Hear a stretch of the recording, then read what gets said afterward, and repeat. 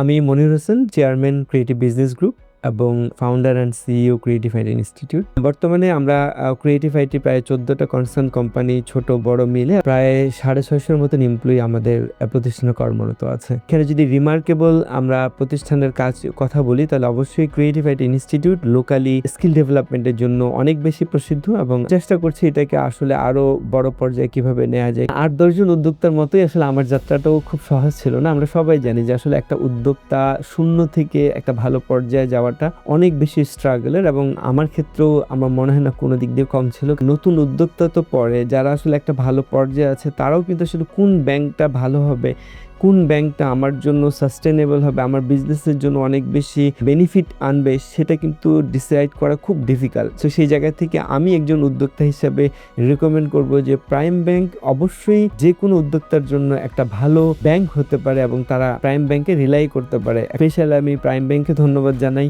তাদের কন্ট্রিবিউশন খুব স্বাভাবিকভাবে আমাদের মতন একটা প্রতিষ্ঠানকে ছোট থেকে বড় পর্যায়ে নেয়ার জন্য তাদের ভূমিকা অনন্য, এবং আমাদের ক্রিয়েটিভ আইটি সহ বাংলাদেশের পরবর্তী যে স্টার্ট আপ বা যারা উদ্যোক্তা হচ্ছে তাদেরকে আরো বড় করার ক্ষেত্রে অনেক বড় ভূমিকা পালন করবে। ধন্যবাদ সবাইকে। আসসালামু আলাইকুম।